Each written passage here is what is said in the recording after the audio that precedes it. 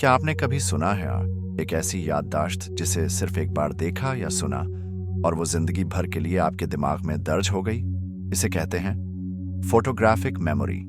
स्मृति को हम दो हिस्सों में बांट सकते हैं। एक सामान्य मेमोरी, जिसे हम रोज की जिंदगी में इस्तेमाल करते हैं, और दूसरी ऐसी असाधारण स्मृति जो सिर्फ कुछ चुनिंदा महान आत्माओं को प्राप्त होती है, जैसे स्वामी विवेकानंद, रमन महर्षि या फिर महान ब्रिटिश मनोवैज्ञानिक कार्ल जंग। अब बात आती है, क्या ये शक्ति बाहर से आती है? बिल्कुल नहीं। ये हमारे अंदर ही छुपी होती है और इसे बाहर नहीं, भीतर से ही जागृत किया जा सकता है। असल में हर इंसान कभी न कभी इस शक्ति का इस्तेमाल करता है, पर उसे पता नहीं होता। फर्क सिर्फ इतना होता है कि उस वक्त हमारी मानसिक और शारीरिक स्थिति कैसी थी। अब जरा सोचिए, आपकी जिंदगी में कोई ऐसा पल जो आज भी बिल्कुल वैसा ही याद है। शायद कोई एक्सीडेंट, कोई भावनात्मक घटना, या फिर किसी खास व्यक्ति के साथ एक गहरा निजी अनुभव। ऐसे पलों में आप हर चीज को डिटेल में याद रखते हैं। उनकी खुशबू, उनकी आवाज, वो कैसे मुस्कुरा रहे थे, क्या बोले थे। ये यादें माइक्रो लेवल पर दिमाग में दर्ज हो जाती हैं, जैसे एक फोटोग्राफिक छवि।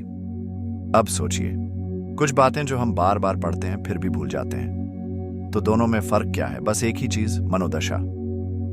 इस वीडियो में हम जानेंगे कैसे मन की 6 विशेष अवस्थाएं हमें किसी भी चीज को फोटोग्राफिक मेमोरी में बदलने की ताकत देती है, और साथ में जानेंगे कुछ गहरी यौगिक प्रक्रियाएं और टेक्निक जो हमें स्मृति के समंदर में उतारती हैं, जहां कोई भी ज्ञान हमेशा के लिए दर्ज हो जाता है।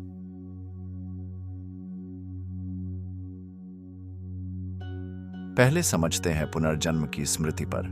विज्ञान कहता है कि मनुष्य का दिमाग एक प्लास्टिक से बना हुआ है जो कभी भी मेमोरी भूलने का काम नहीं करता।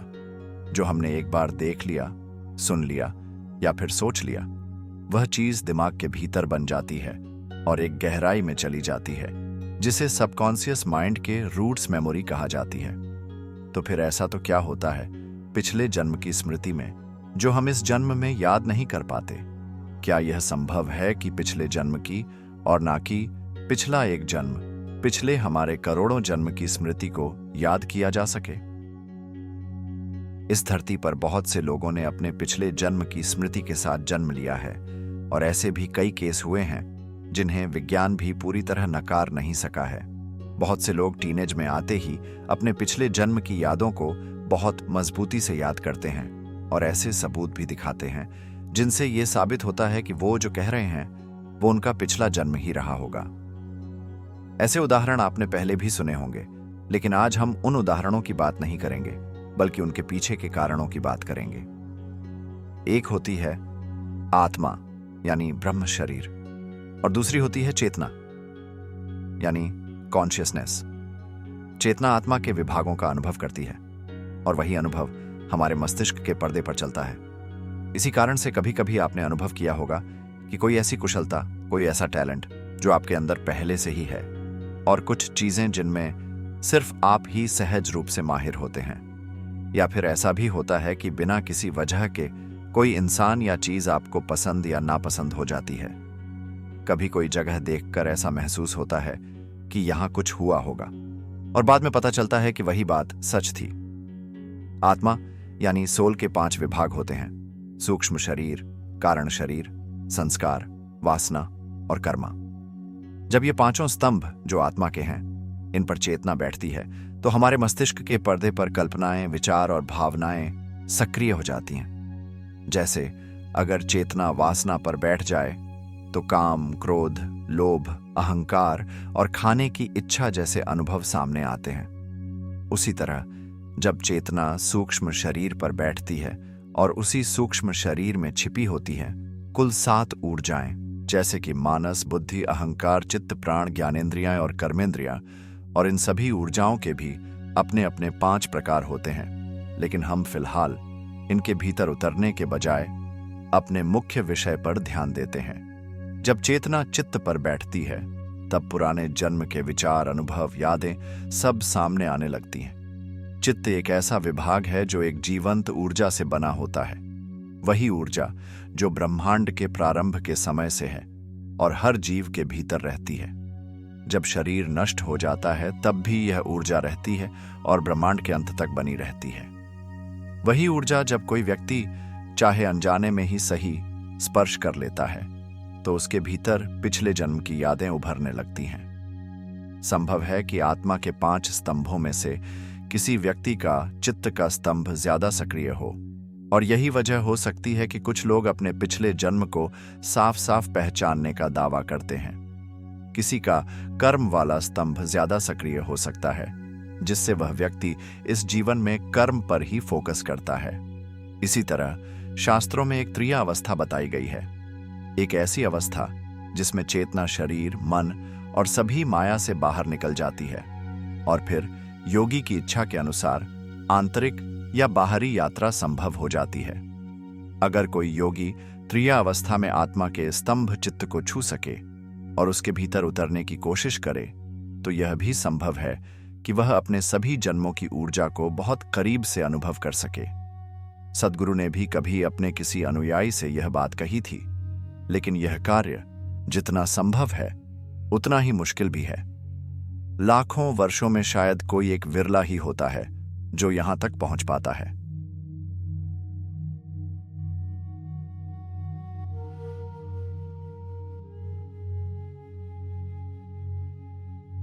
अब आगे बात करते हैं फोटोग्राफिक मेमोरी को प्राप्त करने की पहली रीत, become a nature, become a known, यानी कि स्वयं को प्रकृति बनाओ, स्वयं को कोई न समझो। वर्षों से चल रहा तुम्हारा मस्तिष्क न जाने कितनी आइडेंटिटी प्राप्त कर चुका है। सुबह से लेकर शाम तक वह कभी विद्यार्थी बनता है तो कभी किसी की मां या फिर संतान, किसी का बाप या फिर किसी का पति। जब हमारा मस्तिष्क अलग अलग तरह की पर्सनालिटीज को निभाता है तब वह पर्सनालिटी निभाने के लिए वह उन पर्सनालिटी में घुल जाता है और वह रोल के मुताबिक पूरा अपना नेचर और बिहेवियर बदल देता है। अब जरा सोचो, सुबह से लेकर शाम तक आप कितने मुखौटे बदलते हो। कभी बॉस के सामने अलग, कभी मित्र के सामने अलग, कभी प्रेमिका के सामने अलग, और इन सभी रोल में तुम्हारा खुद का वास्तविक व्यक्तित्व कौन सा है वह भी तुमको याद नहीं रहता। इसी कारण को विवेकानंद कहते हैं कि दिन का कुछ समय हर रोज अकेले में अपने साथ बिताओ। तुम्हारी खुद की आइडेंटिटी तुम्हारे मुख पर छलक उठेगी, पर जब खुद की आइडेंटिटी से भी परे जाने की बात हो तब जैसे मैंने कहा, बिकम ए नोवन, यानी कि सब कोई व्यक्तित्व त्यागो, यानी कि एक ग्रहण करने वाला कुछ भी नहीं बनता, तब वह ग्रहण करने वाला सब कुछ बन जाता है। यह शान, यह प्रकृति, यह कायनात कुछ कहती है, पर तुमने एक बीच में एक मन की लेयर बना रखी है। फिर उस मन रूपी पर्दे पर कभी संसार चलता है या फिर कभी धन। पर जब कुदरत और हमारे बीच की यह लेयर हट जाती है तब आदमी नोवन बनता है, जिसे कभी ब्रिटिश आध्यात्मिक स्टोरीज में फेसलेस पर्सन संबोधित किया गया है।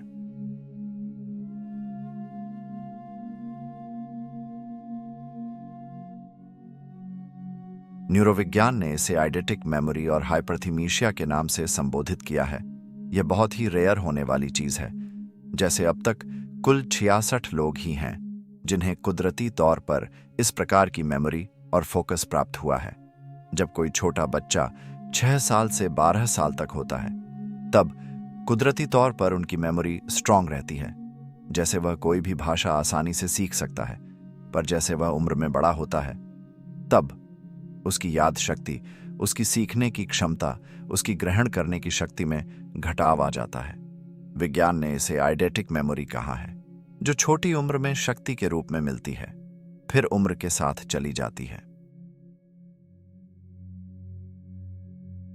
जापानी यौगिक संप्रदाय में भी मेमोरी पर उल्लेख किया गया है। वह लोग कहते हैं कि किसी भी चीज को सिर्फ चीज की तरह मत देखो, बल्कि एक चलचित्र की तरह देखो, जैसे कि कोई फिल्म का दृश्य। आपने 3 चीजों को नोट किया होगा, एक संभोग, दूसरा एक्सीडेंट और तीसरा फिल्मी दृश्य। ये तीनों ऐसी चीजें हैं जो जब भी हम याद करते हैं मन की परत के सामने तुरंत आ जाती हैं। डेविड फ्राउली, अमेरिका के शिक्षक जिन्होंने हिंदू धर्म पर कई सारी पुस्तकें लिखी हैं, उन्होंने मस्तिष्क की एक अवस्था के बारे में विवरण दिया है, स्टेट ऑफ डिटैचमेंट, यानी कि साक्षी भाव। एक होता है डिस्ट्रैक्शन और दूसरा होता है हाइपर फोकस। विज्ञान ने कुछ केमिकल तत्वों की खोज की और उन तत्वों के प्रभाव से यह साबित किया कि जब व्यक्ति उनका सेवन करता है तो वह एक हाइपर फोकस अवस्था में पहुंच जाता है, जैसे आपने लिमिटलेस मूवी में देखा होगा। जब हजारों चीजें मन की परतों से हट जाती हैं और बस एक ही चीज मन और आंखों के सामने ठहर जाती है, जैसे अर्जुन को सिर्फ चिड़िया की आंख दिख रही थी, तब वर्तमान पल का असली स्वाद हमारे सामने आता है। हम पाते हैं कि हमारा मन ज्यादातर समय भूत, भविष्य और दिनचर्या को ठीक करने में लगा रहता है। लेकिन जब हजारों ये सारी बेकार चीजें हमारे मन से निकल जाती हैं, तब एक डिटैचमेंट स्टेट प्राप्त होती है और ऐसा लगता है कि जैसे कोई चलचित्र चल रहा हो।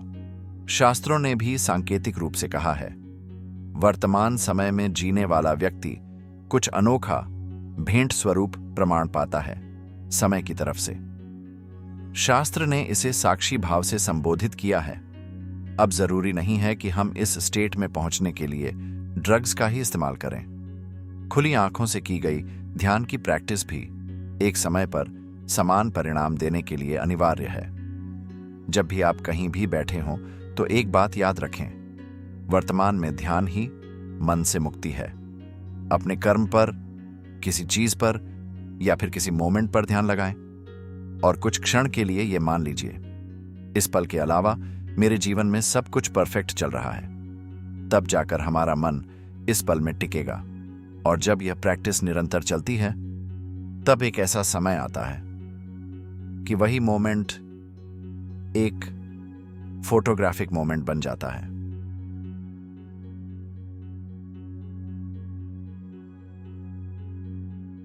पतंजलि ने इसे स्ट्रॉन्ग मेमोरी बनाने के लिए धारणा ध्यान का उद्भावन किया हुआ है।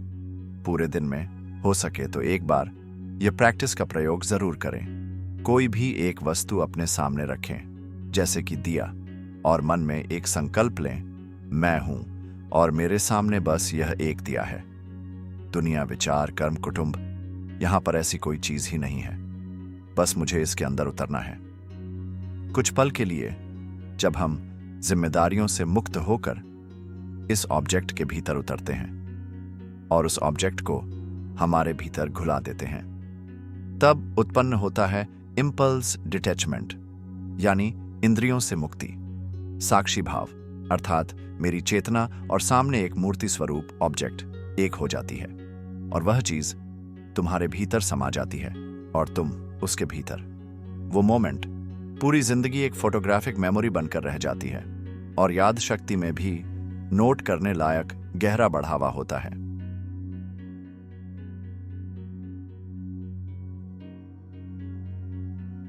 हिप्पोकैम्पस और एंटोरहाइनल कॉर्टेक्स, ये दोनों दिमाग के ऐसे विभाग हैं जो past memory, current memory capture और याद किया हुआ या देखा हुआ कोई घटना या फिर विचार उसे फिर से सामने लाने का कार्य करते हैं।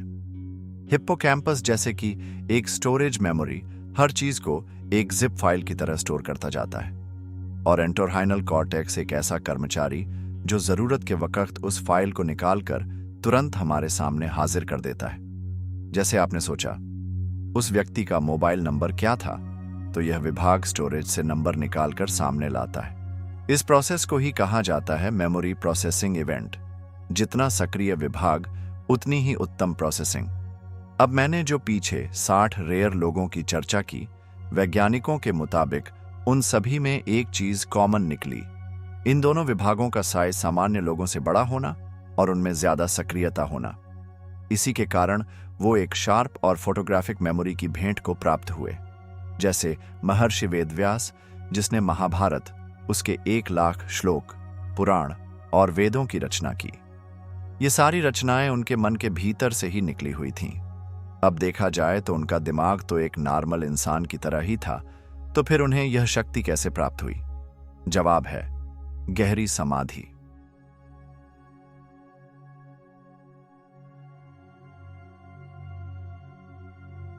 यह समाधि कुछ इस तरह है जैसे आपके सामने एक ट्रांसपेरेंट ग्लास रखा हो उस कांच के पार आप बाहरी दुनिया के दृश्य देख सकते हैं, लेकिन अगर आप चाहें तो उसी कांच को भी देख सकते हैं। जैसे ही आप उस कांच पर फोकस करते हैं, बाहर का दृश्य ब्लर हो जाता है।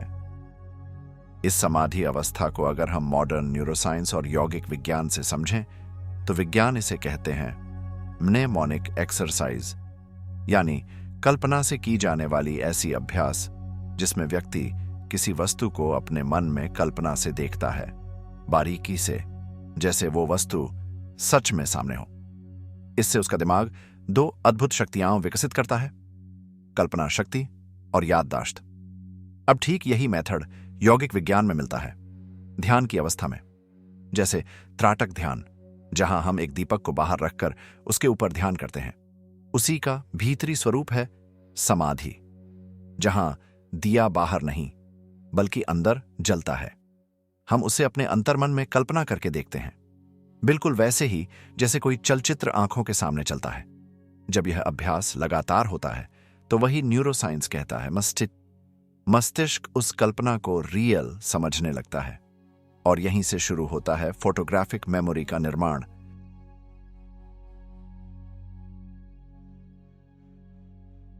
अगर न्यूरोसाइंस, यौगिक साइंस और क्वांटम साइंस की मदद से समझे तो इस ब्रह्मांड की अपनी खुद की एक वाइब्रेशन है। हमारे दिमाग की 5 प्रकार की वाइब्रेशन होती है: delta, lambda, mu, alpha alpha, theta, beta और गामा। वेव्स यानी कि मन की कंपन होने की गति। अगर मन 4 हर्ट्ज की गति की नीचे कंपन कर रहा है तो समझे कि आदमी गहरी और अनकॉन्शियस नींद की अवस्था में है। तब इलेक्ट्रोमैग्नेटिक डिवाइस, इलेक्ट्रोएन्सेफेलोग्राम की मदद से कंपन का मापन किया जाए तो दिमाग की वेव्स 4 हर्ट्ज के नीचे होती है। अल्फा वेव्स 8 से 13 हर्ट्ज, जो खुद में शांति और क्रिएटिविटी जगाती है, और यह सभी वेव्स हम आंतरिक ध्यान, प्राणायाम, मंत्रा जाप और डीप ब्रीदिंग से एक्टिवेट कर सकते हैं। अन्यथा बाहरी साउंड से भी सक्रिय किया जा सकता है, जैसे बाइनॉरल बीट्स। आगे थीटा वेव्स, जैसे कि समझे कि कभी आप निराश हो, बिना कोई कारण के थके हुए हो, हताशा हावी हो चुकी है और जैसे लगता है कि इस दुनिया के सभी कर्म क्षणभंगुर है। आज जो काम किया वह कल मिट जाएगा, फल मिला तो भी वह भी विलीन हो जाएगा। अगर ऐसी फीलिंग आपको आती है तो समझे कि वह एक सेक्रेड फीलिंग्स है जो इस जगत पर 99% लोग अनुभव नहीं कर सकते। उसी के कारण इंसान जानवर की तरह उठता है, दौड़ता है, धन के पीछे भागता है, लड़ता है, मरता है, रोता है, थकता है और फिर उठकर दौड़ता है। पर जब व्यक्ति इस तरह की फीलिंग को अनुभव कर सके तब समझे कि वह एक यौगिक संकेत है, और विज्ञान के मुताबिक तुम्हारे भीतर थीटा वेव्स यानी कि 4 से लेकर 8 तक की हर्ट्ज से मन कंपन करने लगा है। जितनी ज्यादा कंपन उतना ज्यादा नजदीक उस फोटोग्राफिक मेमोरी के रूट तक पहुंचने के लिए। आगे है बीटा वेव्स। ये एक बस साधारण अवस्था है जो हर कोई व्यक्ति अपनी आम जिंदगी में अनुभव करता है। अंत में है गामा वेव्स।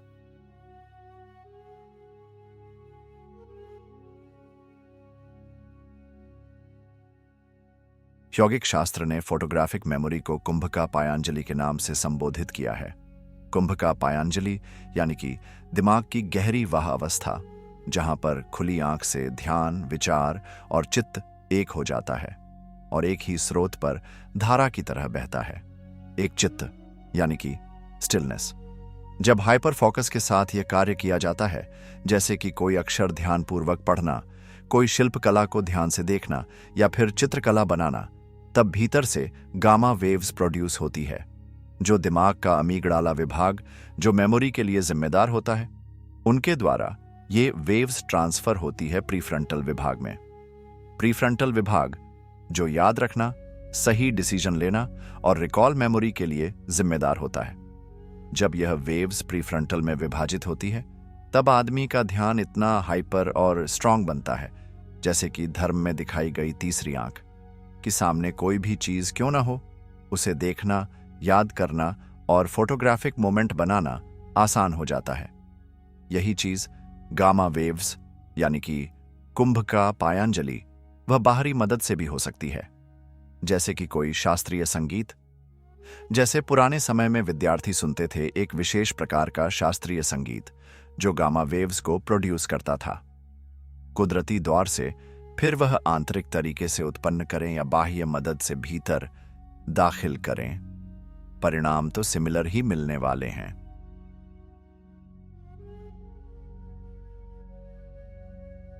उन्नीस 1960 में एक किताब पब्लिश हुई, साइको साइबरनेटिक, जिसमें इंसानी दिमाग के सबकॉन्शियस माइंड के कुछ गहरे रहस्य खोले गए हैं।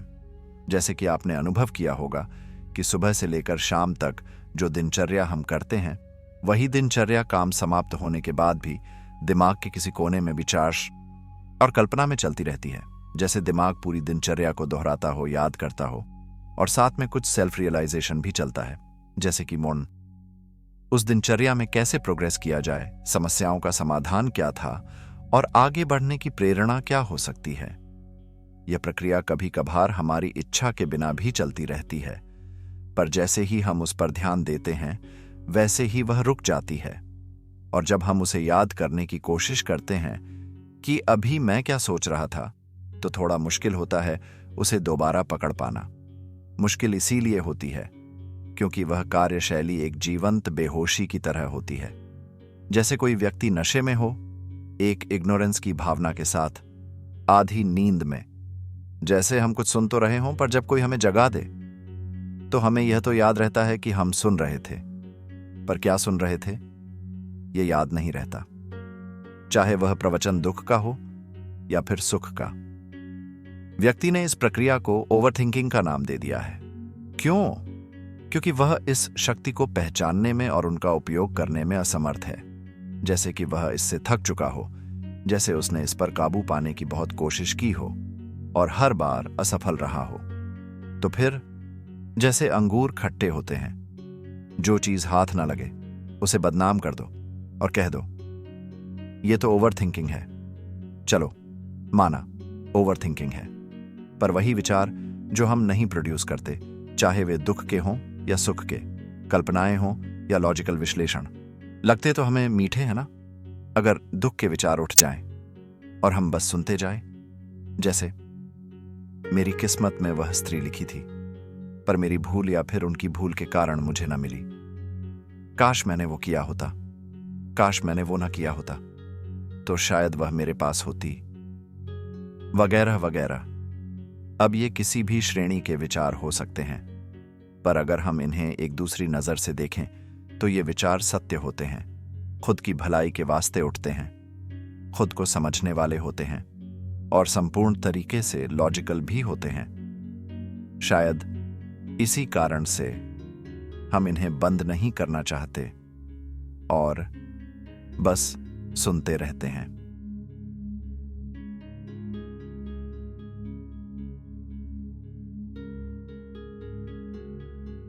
अब यह हुआ सिर्फ एक उदाहरण, जो हर कोई व्यक्ति इस शक्ति का अनुभव जाने अनजाने में हर दिन कर जाता है। फिर वह व्यक्ति अपनी साधारण दिनचर्या में फंसा हो तो उनका सबकॉन्शियस विभाग उसे साधारण दिनचर्या को ठीक करना और उसे व्यवस्थित और उच्चतर स्थिति में लाने की चेष्टा करेगा। उससे विपरीत कोई श्रेष्ठ धनवान व्यक्ति जिनकी दिनचर्या राजसिक है, जैसे कि मुकेश अंबानी, तो उनका सबकॉन्शियस विभाग भी इसी साधारण व्यक्ति की तरह ही उसे प्रेरणा देगा। पर एक साधारण व्यक्ति की प्रेरणा और एक राजा की प्रेरणा उनकी दिनचर्या के मुताबिक अलग होती है।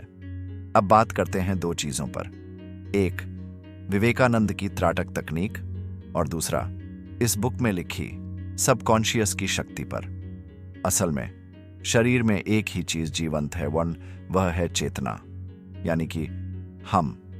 बाकी ऊपर से लेकर नीचे तक सभी चीजें बस अनुभव देती हैं और एक प्राकृतिक मशीन है जो बायोलॉजिकल रिएक्ट तो करती हैं, पर उन्हें पता नहीं है क्या सही क्या गलत। इवन हमारा सबसे महत्वपूर्ण अंग दिमाग, उसे भी नहीं पता होता कि क्या सोचना है, क्या कल्पना करनी है और कौन सा स्वप्न देखना है। अगर वह जीवंत होता तो क्या वह हमारी मर्जी के मुताबिक नहीं चलता? क्या वह हमारे हुक्म को एक गुलाम की तरह नहीं मानता? क्या वह हमारी हर किसी बात को अनसुना करता। समझ रहे हो मैं क्या कह रहा हूं?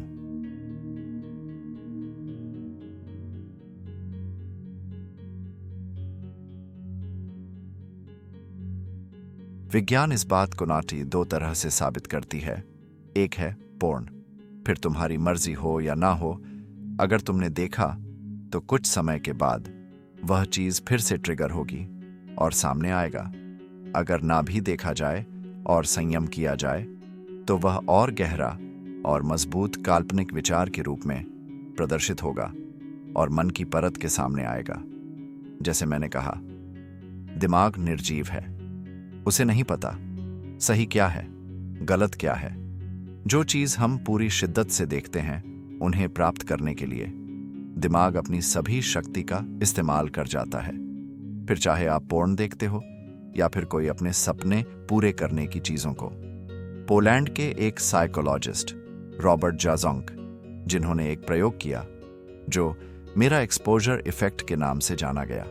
प्रयोग में कुछ ऐसा किया गया कि कुछ लोगों को हर रोज एक फैक्ट्री में बिठाया गया जो उनकी इंडस्ट्री की नहीं थी और उनके इंटरेस्ट से भी बाहर की थी। जैसे कोई सिक्योरिटी गार्ड जिसे केमिकल की फैक्ट्री में बिठा दिया जाए, या कोई माली जिसे स्टॉक मार्केट के ऑफिस में बैठा दिया जाए। उसे इंटरेस्ट हो या ना हो, वह बस देखता, सुनता और अपना काम करता। उसका मन लगना या ना लगना वह दूसरी बात है। कुछ 90 दिन के बाद इन सभी लोगों को एक कॉन्फ्रेंस रूम में बिठाया गया और उस इंडस्ट्री के बारे में बात की गई जैसे कोई स्टॉक मार्केट के बारे में कुछ जानकारी दे रहा हो, और जानबूझकर वह गलत जानकारी देने का प्रयास करे। और जैसे ही वह झूठ बोलता था, वह व्यक्ति जिन पर प्रयोग किया गया था वो बोल उठते थे, ऐसे नहीं होता, इस तरह होता है। जैसे एक माली कोई स्टॉक मार्केट की एजुकेशन एकेडमी में बेसिक जानकारी लोगों को सिखाने लगे। जैसे कोई सिक्योरिटी गार्ड केमिकल के फॉर्मुलेशन के बारे में बात करने लगे।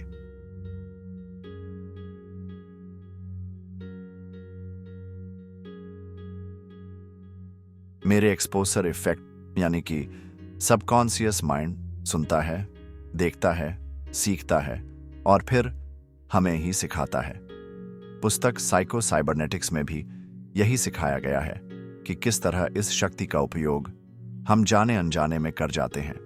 पर आज मैं आपको विवेकानंद से जुड़े एक प्रयोग त्राटक के बारे में बताना चाहता हूं, जो असल में इस कार्य के लिए नहीं खोजा गया था, लेकिन उसकी कार्यशैली कुछ सिमिलर होने के कारण वह इसी दिशा में कार्य करता है। दिन में सिर्फ 30 मिनट्स अपने खुद के सपने के लिए निकालिए। फिर आप जो भी चीज हासिल करना चाहते हैं, उन्हें सिर्फ 30 मिनट्स दीजिए। No matter what, but at any cost उन्हें अपने रूटीन में दाखिल करिए। जो चीज आपका सपना है, अगर हो सके तो उन्हें प्राप्त करने पर पूरे मन, तन और दिल से कर्म कीजिए। और अगर ना कर सकें तो सिर्फ उनके चित्र को, जैसे कि एक गाड़ी या फिर कोई घर, बस आधे घंटे के लिए उसके सामने देखते रहिए। 90 दिन के बाद 91वां दिन आपका होगा और आपका सबकॉन्शियस विभाग उस चीज को कैसे प्राप्त करना है, उसकी सेल्फ रियलाइजेशन आपकी परिस्थिति के अनुसार और सूटेबल ऑप्शन के मुताबिक आपको देने लगेगा। क्योंकि अगर मन से ना किए गए काम सबकॉन्शियस विभाग से सेल्फ रियलाइजेशन की तरह बाहर निकलते हैं, तो जरा सोचिए, तन, मन और दिल से किए गए काम कितनी गहराई और शक्ति के साथ बाहर आएंगे।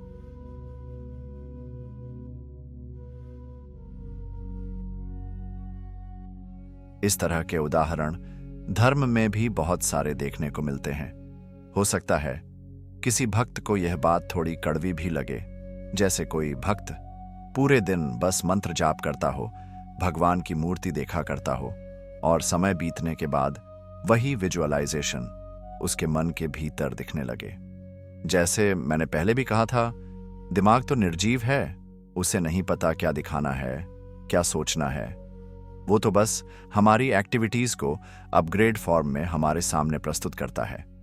जब कोई भक्त भावनाओं के साथ भगवान को देखता है तो कुछ समय बाद भगवान उसके मन में आते हैं, बात करते हैं और फिर इसी अनुभव को सत्य मानकर दूसरे अंधभक्त भी उस व्यक्ति के भक्त बन जाते हैं, जैसे कि इस्कॉन के आचार्य प्रभुपादा या फिर ऐसे और भी कई नाम। पर असल में सत्य यही है, मेरे एक्सपोजर इफेक्ट। अब उसे कैसे और किस दिशा में यूज करना है वह पूरी तरह से आपकी अपनी चॉइस है।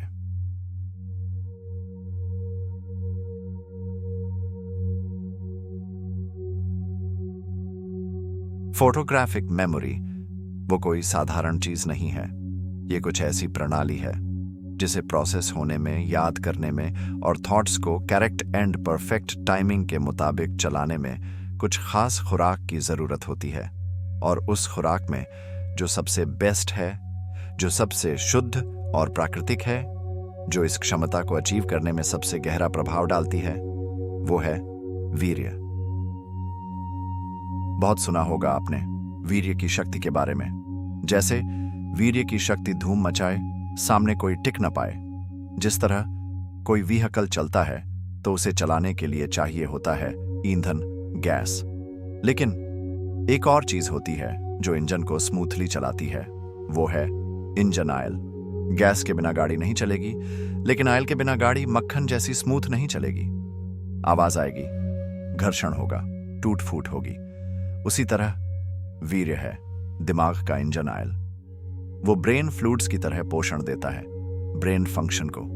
अब जरा सोचिए, आपने देखा होगा सांसारी व्यक्ति छोटी छोटी बातों पर चिढ़ जाता है, हर वक्त गुस्सा, हाइपर, उलझन में डूबा हुआ। और वहीं एक यौगिक व्यक्ति, जैसे कोई बौद्ध संत, शांत, स्थिर, तेजस्वी, माथे की चमक अलग ही होती है। उसका ओजस, उसका ब्रेन एक अलग ही वाइब्रेशन पर काम करता है। अब सवाल यह है कि ये दोनों स्थिति, सांसारिक चिड़चिड़ापन और यौगिक तेजस्विता, आखिर जुड़ी कहां है और कैसे जुड़ी है? आइए समझते हैं। मस्तिष्क का कनेक्शन रिप्रोडक्टिव सिस्टम के साथ जन्म से जुड़ा हुआ होता है।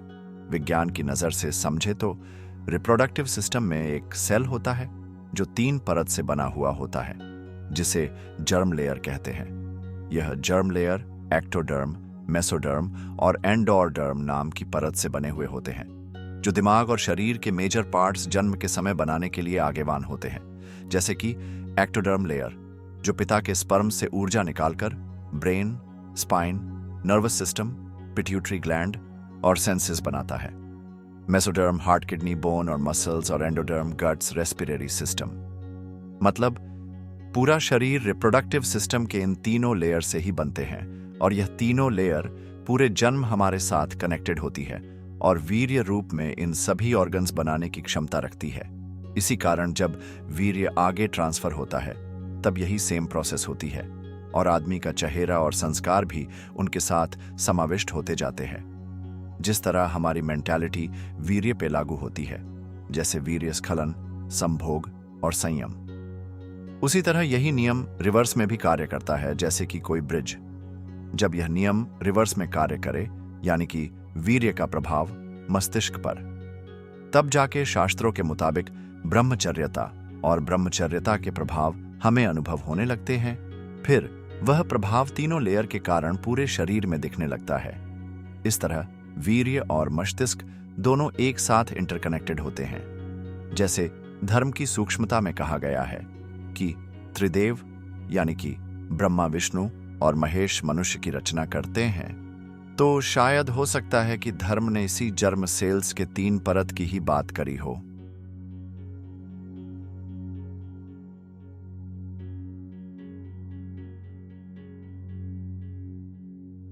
जैसे मैंने पीछे कहा कि यह द्रव्य एक ब्रेन फ्लूइड है जो 40 रक्त के बूंद के समान है, और इसके भीतर की विश्लेषण देखी जाए तब यह मैक्रोन्यूट्रिएंट्स से भरपूर होता है, जैसे कि जिंक, मैग्नीशियम, क्लोलाइन, फ्रुक्टोज और लेसिथिन, जो दिमाग का एक ऐसा केमिकल है जो हमें मोटिवेट, फोकस और डीप थिंकिंग के लिए जवाबदार होता है। टूक में वीर्य के भीतर वह सभी न्यूरोकेमिकल्स मौजूद है जो हमारे दिमाग के भीतर है। पर जब यही न्यूरोकेमिकल्स स्पाइनल कॉर्ड्स के माध्यम से ऊपर की ओर बढ़ते हैं, तब मस्तिष्क को केमिकल द्रव्य का संपूर्ण और संतृप्त खजाना प्राप्त होता है। इसी कारण आदमी focus, feels like warrior, deep thinking और शांत रहने लगता है, जैसे उसमें एक संपूर्ण पुरुष की क्वालिटी जाग गई हो। जैसे कि अर्जुन। आदमी फोकस्ड कुछ इस तरह रहता है कि रीढ़ की हड्डी के ऊपर परत, यानी कि न्यूरोट्रांसमीटर से सीधा कनेक्शन दो आंखों के बीच में आ गया हो, जैसे कोई एक ब्रिज बन चुका हो। और असली में यही अनुभव भीतर के बदलाव को ही दर्शाता है। जैसे नीचे के न्यूरोकेमिकल्स न्यूरोट्रांसमीटर तक पहुंचते हैं, तब न्यूरोट्रांसमीटर और प्रेफ्रंटल कॉर्टेक्स, यानी कि हमारी तीसरी आंख, उनके बीच के कनेक्शन बनता है और न्यूरोकेमिकल में स्थानांतर होता है। यही नियम रिवर्स्ड मेथड में भी कार्य करता है। जैसे आपने ऐसे लोगों को देखा होगा जो हर दिन ये शक्ति का नाश करते हैं। जब प्रीफ्रंटल से जमा न्यूरोकेमिकल न्यूरोट्रांसमीटर से नीचे उतर जाते हैं और शक्ति के साथ वेस्ट होते हैं, तब उनकी आंखें कुछ डिस्ट्रैक्टेड पर्सन की तरह, आंखों की किकी, इधर उधर घूमना, किसी से नजर मिलाकर बात न कर पाना, याद शक्ति में बहुत की घटाव नजर आना जैसे लक्षण दिखते हैं।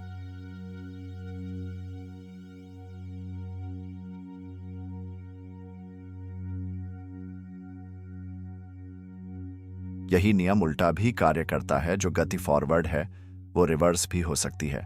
जैसे कि किशोर वय के बच्चे, अकेली स्त्री और ब्रह्मचारी पुरुष, उनकी याद शक्ति जाने अनजाने में तेज होती है।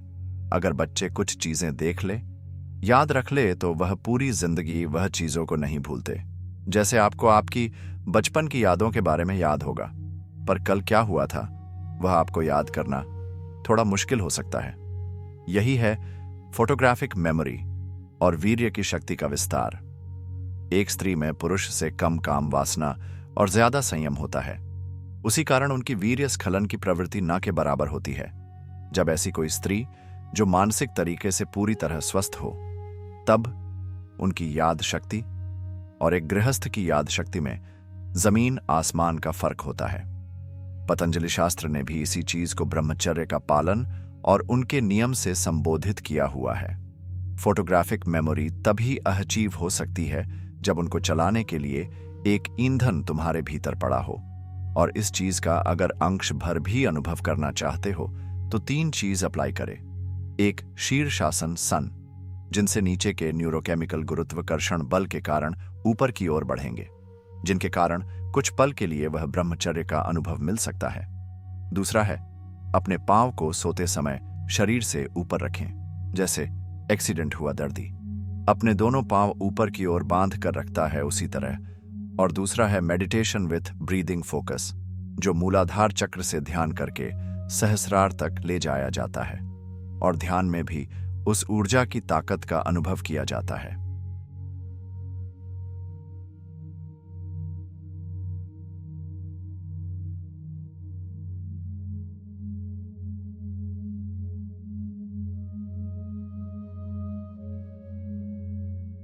एक बार ओशो ने कहा था कि मस्तिष्क के आगे का विभाग तो 20% ही है जहां पर हम हमेशा ध्यान किया करते हैं, पर जो पिछला विभाग है वही सभी सिद्धियों से भरा हुआ है और वही से सीधा संपर्क होता है इस ब्रह्मांड के आयाम तक। इस मेडिटेशन मेथड को दुनिया के धर्म ने क्या नाम दिया है मुझे नहीं पता, पर यह बहुत रेयर मेडिटेशन मेथड है जो ज्यादातर कहीं संबोधित या फिर योग गुरु द्वारा नहीं सिखाई जाती। ध्यान करना है न्यूरोट्रांसमीटर सिस्टम के ऊपर, यानी कि रीढ़ की हड्डी का ऊपर की टोच का हिस्सा, जहां से दिमाग की शुरुआत होती है। माना जाता है कि इस जगह पर ब्रह्म का निवास होता है, जिसमें जीवा डोरी भी समाविष्ट होती है। विज्ञान ने इसे सब कॉन्शियस माइंड का निवास स्थान कहा है, यौगिक विज्ञान ने इस चेतना का निवास और धर्म ने इसे ब्रह्म का निवास कहा है। ये जगह कुछ तो खास है, खास इसलिए कि इस पर ध्यान करने के लिए इस ब्रिज से गुजरना पड़ता है। इन पर सीधा ध्यान कभी नहीं कर सकते। जैसे ब्रह्म पर ध्यान यानी कि पहले सांस, फिर विष्णु पर ध्यान यानी कि प्रीफ्रंटल कॉर्टेक्स, जो ज्यादातर हम जीवन की समस्या और धन से संबंधित प्रॉब्लम को सोल्व करने के लिए इस्तेमाल करते हैं, और फिर वह से एक ब्रिज बनता है पीछे का। शिव, सांस पर ध्यान करें और सांस के साथ चलकर सांस पीछे फेंके। पीछे से एक टक से आवाज आएगी जैसे कि वह विभाग पूरा सक्रिय हो चुका हो। इसी प्रकार प्रैक्टिस धीरे धीरे आपको अनुभव कराएगी कि आप कितने फोटोग्राफिक मेमोरी के नजदीक हो, ना कि सिर्फ फोटोग्राफिक मेमोरी। वहां से याद शक्ति, इमोशंस रेगुलेशन, सेल्फ रियलाइजेशन और सबसे बड़ी चीज खुद से कनेक्ट होना। जैसे कि सुना होगा आपने कि हर कोई व्यक्ति के भीतर दो पर्सनैलिटी बसती है, एक ब्लैक और एक वाइट। पर जब हम इस पोर्शन पर ध्यान देते हैं तब कुछ ऐसा घटित होता है जैसे कि इस शरीर के ऊपर से लेकर नीचे तक हम मालिक हो, कोई ब्लैक नहीं कोई वाइट नहीं। हमने आदेश दिया कि नींद त्यागो और यह कर्म करो। ना कोई सामने आर्गुमेंट, ना कोई सामने आलस, बस एक निर्देश पालन करने की डिसिप्लिन, जो शायद हर किसी को एक सामान्य मनुष्य से उच्चतर मनुष्य बनाने के लिए पर्याप्त है।